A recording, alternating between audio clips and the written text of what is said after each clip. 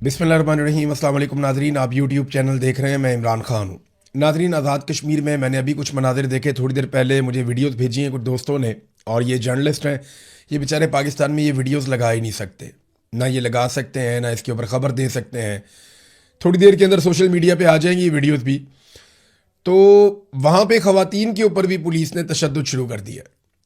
Security forces जो है वो आगे बढ़ रही थी और ख़वातीन वहाँ पे एहतजाज कर रही थी, क्योंकि सिक्योरिटी फोर्सेज हथियार लेकर आती हैं, फिर उसके बाद निहत्ते लोगों पे गोली चल जाती है। तो ख़वातीन रस्ते में एहतजाज कर रही थी और तालिबात थी, ख़वातीन थी, वहाँ पे इकट्ठी थी। उन्होंने कश्मीर के झंडे उठाए हुए थे। तो ना सिर्फ उन पर तशद्दुद किया गया, उन्हें वहाँ से भगाया गया, आंसू गैस की उनके ऊपर शेलिंग की गई, बल्कि उनसे झंडे भी छीन लिए गए आज़ाद कश्मीर के। ये बड़ी तकलीफ दह बात है। मैं जब यहाँ पे लंदन में एहतजाज करने गया था ना, तो मुझे कई लोग मिले और उन्होंने कहा, यार पहली दफ़ा हमारी ख़वातीन को घर से बाहर आना पड़ा है, ये रियासत ने हमारे साथ बड़ा जुल्म किया। तो मैंने कहा जी वो अपने हक़ के लिए एहतजाज के लिए। उन्होंने कहा नहीं, हमारी ख़वातीन, हमारी ये रवायात नहीं, हमारी ख़वातीन बाहर नहीं आती थी, लेकिन इन्होंने हमें मजबूर किया, ख़वातीन को मजबूर किया कि उन्हें बाहर आना पड़ा एहतजाज करने के लिए। इतना ज़्यादा जुल्म किया जा रहा है। तो ये मनाजिर मैंने खुद देखे हैं अभी। अब मिशाल मलिक साहबा को लाया गया, उनको लाके एक प्रेस कॉन्फ्रेंस करवाई गई। गो कि वो ये बात कर रही थी कि पुरअमन तरीके से बैठ कर इस मसले को हल करें। जंगों के बाद भी ये मसले बैठ कर ही हल होते हैं। वो ये बात ठीक कर रही थी, गलत नहीं कर रही थी। यही बात मैं पहले दिन से कह रहा हूँ, जब खून नहीं बहा था मैं तब भी कह रहा था कि बैठ जाए ना, बैठ के बात करें। कोई ये दुश्मन मुल्क तो नहीं है, पाकिस्तान है, हमारे अपने लोग हैं, हमारी अपनी फोर्सेज हैं, कश्मीरी भी हमारे भाई हैं। तो ये तो नहीं हो सकता कि आप उनको गोली की ज़बान में बात करें, जुल्म और जबर का सहारा लें। अब वो कहते हैं 100 से ज़ायद लोग हमारे शहीद हो गए हैं, वो ये भी कहते हैं हमारी लाशें गायब की जा रही हैं। तो मिशाल मलिक साहबा आई हैं और उन्होंने आकर फ़ौज को कहा, जी फ़ौज की तो कोई जिम्मेदारी नहीं है इस सारे मामले में। यानी उन्होंने मिलिट्री को इस सारे मामले में बेगुनाह करार दे दिया और सारा का सारा मलबा उठाकर उन्होंने सियासतदानों में डाल दिया। ये ना पुराना तरीक़ाकार है। मिलिट्री एस्टेब्लिशमेंट हमेशा जब गंद मारती है ना, तो उसके बाद अपने बंदे लॉन्च करती है जो आकर ये प्रोपेगेंडा करते हैं कि इसके अंदर मिलिट्री का कुछ लेना देना नहीं है। ये तो सियासतदानों की गलती है। आपको याद है पाकिस्तान टूटने पे जनरल बाजवा का स्टेटमेंट।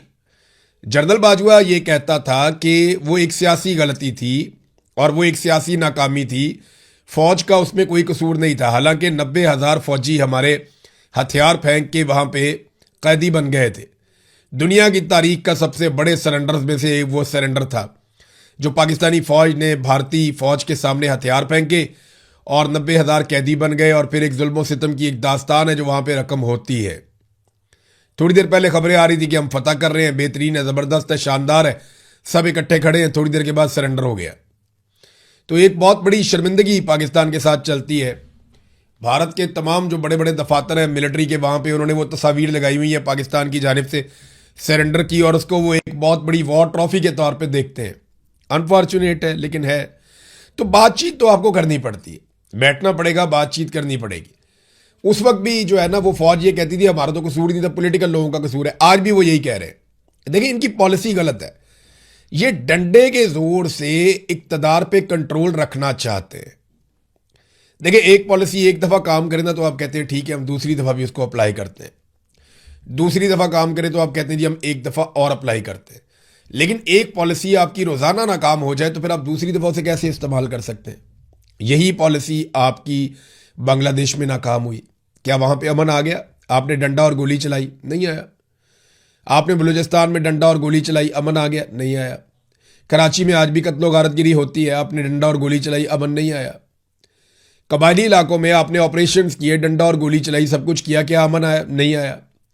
भाई, जब ये पॉलिसी गलत है तो आप पूरे पाकिस्तान को बदअमनी में क्यों झोंक रहे हैं? तरीकाकार तो ये होना चाहिए कि आप पॉलिटिकल लोगों को मौका दें, पॉलिटिकल इंतजामिया बातचीत के जरिए से रास्ते निकाले। जहां पे ताकत का इस्तेमाल करना है वहां पे कानूनी ताकत का इस्तेमाल किया जाए, अदालतों को इसके अंदर शामिल किया जाए। ये क्या बात हुई कि आपने बंदूक उठाई और 50-40 बंदे मार दिए, और बंदे मारने के बाद आप सीने पे हाथ मार के कहते हैं जी फर्क ही कोई नहीं पड़ता। वो अभी फील्ड मार्शल आसिम मुनीर साहब की एक वीडियो वायरल हो रही है जिसमें वो तलबा से बेचारे सवाल ही नहीं कर सकते, उन्हें सवाल करने की इजाज़त ही नहीं मिलती। वीडियो वायरल हो रही है जिसमें आर्मी चीफ फितना कुचलने की कुरानी आयात का हवाला दे रहे हैं कि इन्हें कत्ल कर दो, इनके हाथ पांव मुखालिफ सिमत से काट दो, और अगर ये तायब हो जाएं तो फिर इनकी माफ़ी है। देखें, मैं एक चीज़ कहना चाहता हूँ, कुरान मजीद को ना अपने मुजालिम को जवाब देने के लिए आप कुरान मजीद की आयात का सहारा ना लें। ये ज़्यादती है, ये गलत बात है। यही आयात मुझे भी सुनाई गई थी जब तशद्दुद कर रहे थे ISI के लोग मेरे ऊपर। यही आयात जब मैं सुन रहा था तब तशद्दुद हो रहा था, और यह मकबूल जान साहब के ऊपर उनको भी सुनाई जा रही थी कि तुम्हारे हाथ मुखालिफ सिमत से काट दिए जाएं, पाँव मुखालिफ सिमत से काट दिए जाएं, और फिर तुम्हारा फितना है उसको हम कुचल देंगे। इस तरह उनको भी आयात सुनाई जा रही थी। तो क्या कुरान पाक सारा का सारा सियासी मुखालिफिन पे नाजिल हुआ है? जो आसिम मुनीर साहब को पॉलिटिकली उनकी मुखालफत करेगा, कुरान पाक क्या उसके ऊपर नाजिल हुआ है? मेरे चंद सवालात हैं इसमें। एक तो ये कि क्या आप कुरानी और इस्लामी तालीमात पे अमल कर रहे हैं जो आप ये कहते हैं? क्या इस सूदी निज़ाम के साथ आप खुद को अमीरुल मोमिनीन समझना शुरू हो गए? मुल्क में सूदी निज़ाम लगा हुआ है। जालिम हुक्मरान के सामने कलमा हक कहना क्या होता है? वो अफजल जहाद होता है। और कुरान मजीद की रोह से इलेक्शन चोरी करना, चादर और चार दीवारी का तकद्दुस पामाल करना, इंसानों को जबरी तौर पे गुमशुदा करना, चोरों डाकुओं और लुटेरों का सहूलतकार बनना, खवातीन की तजलील करना, बच्चों पर तशद्दुद करना, अपने हलफ की खिलाफ वर्जी करना, गैर इस्लामी आलमी ताकतों की खुशामद करना, ना इंसाफी का बाजार गर्म करना, जाली हुक्मरान बनाना, सूदी निज़ाम चलाना, मुसलमान भाइयों पर गोलियां बरसाना, इंसानी हकूक की धज्जियां उड़ाना, खुद से इस्तिस्ना ले लेना, क्या ये सारी चीज़ें कुरान मजीद की रौ से जायज़ है? ये जो आपने किया वो सारा जायज़ है।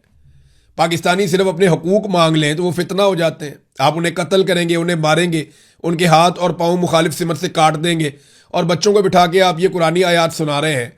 भी बच्चों को ये बताना है कि बच्चों झूठ नहीं बोलते, बच्चों करप्शन नहीं करते, बच्चों अपनी ज़िंदगी ईमानदारी के साथ गुजारते हैं, बच्चों गलत को गलत कहना सीखो, बच्चों सही के साथ खड़े होना सीखो, शिरक नहीं करते, अपने रब के अहकामात पे अमल करते हैं। आपने अगर बच्चों को बताना तो आप ये बातें बताएं कि जुल्म का साथ नहीं देते, मजलूम के साथ खड़े होते हैं, लेकिन वो बातें नहीं करेंगे। बच्चों को बताएंगे जी एक तरफ से हाथ काट देंगे, एक तरफ से पाँव काट देंगे। तो आप कुरान मजीद को भी इस्तेमाल कर रहे हैं। अगर पाकिस्तान, ये सिर्फ आपने नहीं पढ़ा हुआ कुरान मजीद फील्ड मार्शल साहब, ये पूरे पाकिस्तानियों ने पढ़ा हुआ है। पाकिस्तानियों ने अगर कुरान मजीद की आयात का हवाला देना शुरू कर दिया ना, तो यहां पे लोगों को मुंह छुपाने का मौका भी नहीं मिलेगा, जगह भी नहीं मिलेगी। कुरान मजीद में इतनी क्लैरिटी है जुल्म को और जालिमों को लेकर। मजलूमों के लिए कुरान मजीद में क्या है वो भी आप वहां पढ़ लें जाके। बेशुमार कुरान मजीद की आयात हैं जो आज उनको जो है वो पसे पुष्ट डाला जा रहा है। फजल रहमान खुद कहते हैं कि जी कुरान मजीद के खिलाफ जो है वो यहाँ पे कानून साजियाँ हो रही हैं। आपका अपना करीबी मौलवी है ना, बहुत ताल्लुक वाला है आपका, इसीलिए उसके ऊपर अभी तक आपने मुकदमा भी दर्ज नहीं किया, और फजल रहमान को आपने मौका भी दिया हुआ है कि चढ़ के रहो, हीरो बन जाओ, हमें गालियां दो, पाकिस्तान तहरीक इंसाफ से उसकी मकबूलियत छीन लो। इसीलिए फजल रहमान को फ्री हैंड दिया हुआ है ना। उसके ऊपर तो तमाम तर बयानात देने के बावजूद एक मुकदमा आपने दर्ज नहीं किया, जबकि इमरान खान की बहनों पे मुकदमा दर्ज कर रहे हैं। जरा आगे वापस वो पहले वाली बात के ऊपर भी वापस मैं इमरान खान साहब की बहनों वाले मामले पे आऊँगा। अब ये नाजरीन मिशाल मलिक आई हैं, वो ये कहती हैं कि जनाब ये फ़ौज का कसूर नहीं है, ये कसूर जो है वो सियासतदानों का है, सियासतदान जिम्मेदार हैं जो कुछ भी हुआ है, ये मिशाल मलिक साहबा कह रही हैं। लेकिन सियासतदान तो बेचारे ना 3 में ना 13 में, वो बेचारे रोते पिटते रहते हैं कि ना हमें इक़्तिदार हमारी मर्जी से मिलता है, ना हम फैसले अपनी मर्जी से कर सकते हैं। आज पीपल्स पार्टी की वहां पे हुकूमत ज़रूर है, वो हर गंद की सहूलतकार ज़रूर है, लेकिन असल कार्रवाई तो वहां पे एजेंसियां डाल रही हैं। असल कार्रवाई जो है वो तो मिलिट्री एस्टेब्लिशमेंट डाल रही है। अपने इक़्तिदार को दवाम बख्शने के चक्कर में हर जगह पे इन्होंने जुल्म किया, और अब जितने बंदे शहीद कर दिए गए हैं ये किसके खाते में डाले जाएंगे? भी किसी का तो सर लिया जाएगा ना। 100 के करीब बंदे ज्वाइंट अवामी एक्शन कमेटी के मुताबिक उनके शहीद हो गए हैं। अब ये किसी के सर में तो जाएगा। और देखें मजाक कैसे उड़ाते हैं। अबसार आलम को देखें, अच्छा खासा सीनियर जर्नलिस्ट था, बाद में सरकारी मुलाजिम बन गया, फिर ऐलान किया कि मैं कभी भी दोबारा सहाफ़ी नहीं बनूंगा। अब वो ये कह रहा है कि खवातीन को और बच्चों को ज्वाइंट अवामी एक्शन कमेटी वाले ढाल बनाकर इस्तेमाल कर रहे हैं ताकि वो मर जाए। कैसी बेशर्मी और डिठाई है। भाई कौन सा बच्चा या खातून उन्होंने आगे की जिसको गोली लग गई? जितनी गोलियां लगी वो कश्मीरी नौजवानों को और बुजुर्गों को लगी हैं। वो तो जैसे ही उनको पता चलता है कि क्रैकडाउन हो रहा है या होने वाला है, वो सबसे पहले अपनी खवातीन को और बच्चों को महफूज बनाते हैं। ये कैसी बेशर्मी है और बेगैरती वाला स्टेटमेंट है। यानी मुझे समझ नहीं आती कि ये कैसे लोग हैं, इनके सीने में दिल ही नहीं है। वहां डी चौक में लाशें गिर रही थी, लोग मर रहे थे और ये ठट्ठे उड़ा रहे थे, मजाक उड़ा रहे थे और ये साबित करने पर तुले थे नहीं जी नहीं कुछ नहीं होया। इनके सीने में दिल ही नहीं है, इनको लगता ही नहीं है कि किसी का खून बह गया, कोई फर्क ही नहीं पड़ता इन्हें। उधर कश्मीरी जाने कुर्बान कर रहे हैं, 100 से ज्यादा लोग उनके बकौल उनके शहीद हो गए हैं। तकरीबन 80 लोगों के नाम तो मौजूद हैं जो शहीद हो गए। लाशें गायब की जा रही हैं सरकार की जानिब से, और ये उस वक्त उनको ताने दे रहे हैं कि तुम औरतों और बच्चों के पीछे छुपे हुए हो। एक औरत को भी और एक बच्चे को भी उन्होंने ऐसे वो गोलियों के सामने नहीं किया। उन्होंने सारे मनाजिर सबके सामने है, सब कुछ सब लोग देख रहे हैं और हर चीज को वहां पे फिल्माया जा रहा है। इंटरनेट की बंदिश की वजह से चीजें सामने नहीं आती, लेकिन चीजें सामने आएंगी। अब इमरान खान साहब की बहनों अलीमा खानम और उस्मा खानम को इश्तिहारी करार दे दिया गया। वजह यह है कि वो जहां जाती हैं लोग बहुत बड़ी तादाद में निकलते हैं। अभी वो बाजोड़ में गई हैं और ऐसा लगता था जैसे बाजोड़ की तारीख का एक तारीखी नौयत का एक बहुत बड़ा इस्तकबाल हुआ है। अब ये लोग अगर इस तरह इकट्ठे हो रहे हैं जैसे अलीमा खानम कर रही हैं, अब जहां जहां वो जाती हैं बहुत बड़े हुजूम निकलते हैं। अगर यही लोग अपने अपने एमपीएज और एमएनएज के साथ चल पड़े और एक बड़े हुजूम की शक्ल इख्तियार करें तो 4-5 लाख लोग अगर चल पड़े इस्लामाबाद की तरफ, ये सवाल ही पैदा नहीं होता कि कभी अपने पैरों पे हुकूमत खड़ी रह पाए। देखें ये गोली कब चलाते हैं, ये मारते कब है। जब ये हेलीकॉप्टर पे जाके ऊपर से देखते हैं कि नीचे 25,000 30,000 50,000 बंदा है तो ये कहते हैं ठीक है हम मैनेज कर लेंगे।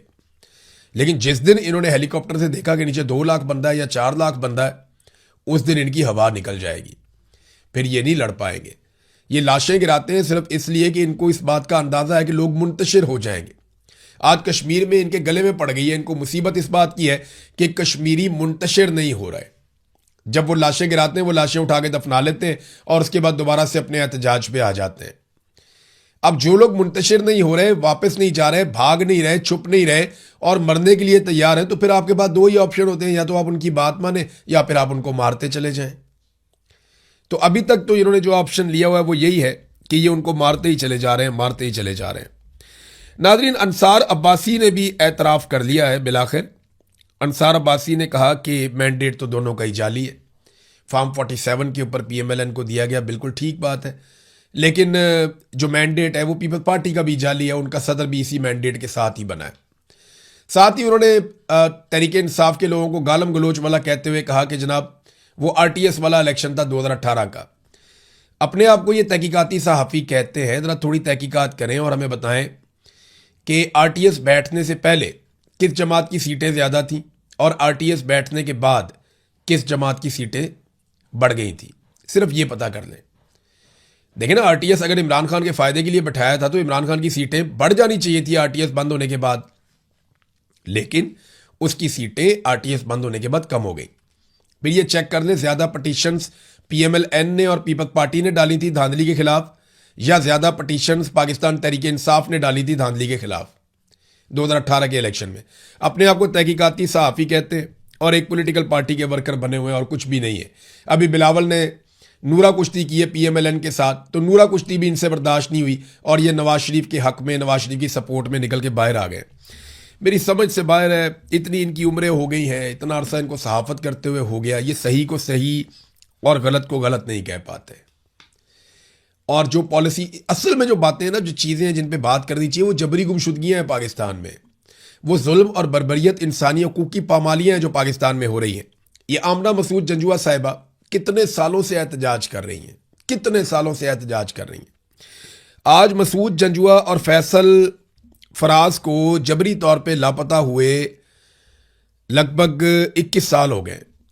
जुलाई 2005 में मुशर्रफ के दौर में इन दोनों को लापता किया गया था। अच्छे लोग थे, दीनदार लोग थे, अगवा कर लिया, लापता कर लिया। आज तक इनका पता ही नहीं चला। आपने इंडिया की फिल्म देखी होगी, आजकल लोग बहुत उसकी बात करते हैं, सतलुज मूवी, जिसमें वो एक सिख था, वो आवाज़ उठाता है, फिर वो लापता कर दिया जाता है, फिर उसे कत्ल कर दिया जाता है, फिर उसकी आज तक लाश नहीं मिली। उसकी बीवी लापता अफराद के लिए आज भी आवाज उठाती है। यही कहानी पाकिस्तान की भी है। मसूद जंजुआ साहब के साथ भी यही हुआ था और उनकी बीवी आज तक आवाज ही उठाती है। उनकी लाश भी नहीं मिली, पता ही नहीं चला। सिमीदीन बलोच, उसके वालिद का पता ही नहीं चला, लाश भी नहीं मिली। मारक बलोच के वालिद की तो लाश मिल गई थी मसक शुदा, लेकिन सिमीदीन बलोच के तो वालिद की लाश भी नहीं मिली। हाँ, लेकिन कुछ लाशें मिली हैं, आज भी मिली हैं।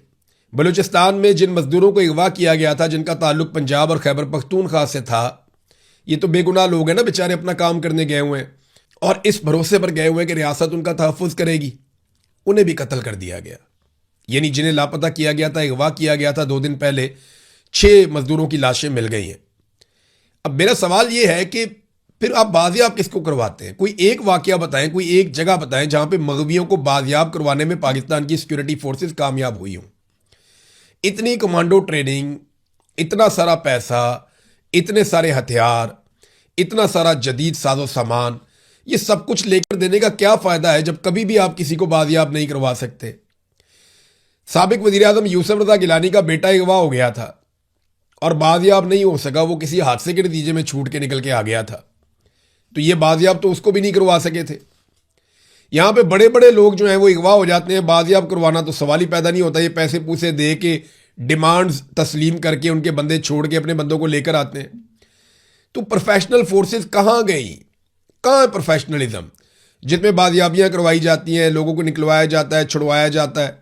क्या ये सारा कुछ हम ड्रामों में ही देखते हैं, फिल्मों में ही देखते हैं? भाई प्रैक्टिकली जाएं, जाकर लोगों को बाजियाब करवाएं। ये मजदूर क्या किसी के बेटे, किसी के शौहर, किसी के माँ बाप नहीं थे? ये किसी के बाप नहीं थे? ये बेचारे वहां पकड़े गए, इनके बच्चे नहीं थे, इनकी जानें कीमती नहीं थी, इन्हें बाजियाब करवाने के लिए कोई गया ही नहीं और ये मजदूर शहीद हो गए और इनकी अब लाशें बरामद हो गई हैं। नाज़रीन, इस वक्त पाकिस्तान में जितने भी आदाद शुमार हैं वो सारे के सारे तबाही की दास्तान सुना रहे हैं, मगर हुकूमत और एस्टेब्लिशमेंट मीडिया पे लगातार दबाव डाल रही है और भी एक ताज़ा दबाव डाला गया कि आप मुस्बत रिपोर्टिंग करें। देखिए, इस माहौल में सरमायाकारी कौन करेगा पाकिस्तान में? कश्मीर में जो है वो 100 से ज़ायद शहादतें कही जा रही हैं। सिक्योरिटी फोर्सेज जो है वहाँ पे लाशें गायब कर रही हैं, उनके ऊपर ये इल्ज़ाम है। बलूचिस्तान खैबर पख्तूनख्वा जल रहा है। सिंध और पंजाब की बैड गवर्नेंस के खौफनाक मसाइल हैं, जाली हुकूमतें हैं, अदम बर्दाश्त बढ़ गई है, सियासी अदम इस्तेहकाम है, CCD जैसे घिनौने इकदाम लिए जा रहे हैं, गैर मुल्की खवातीन का पाकिस्तान में रेप हो जाता है। ऐसे माहौल में कौन आएगा और आकर पाकिस्तान में सरमायाकारी करेगा? ये सवाल सिर्फ हमारे हुक्मरान अपने आप से पूछ लें। ये सारा कुछ ठीक हो सकता है, सिर्फ मिलिट्री एस्टेब्लिशमेंट पीछे हट जाए और पाकिस्तान को अवामी मुंतखब नुमाइंदों के हवाले कर दे। फिर आप देखिएगा चीजें कितनी रफ्तार से ठीक होती हैं। आपने 70 साल में, 75 साल में जो चीजें बर्बाद की हैं ना, इंशाअल्लाह 15 से 20 साल में पाकिस्तानी इसको बिल्कुल ठीक कर देंगे। लेकिन 15 से 20 साल तक आप अपनी हुदूद के अंदर रहेंगे। अब तक के लिए इतने, अपना ख्याल रखिएगा, अपने चैनल का भी। अल्लाह हाफ़िज़।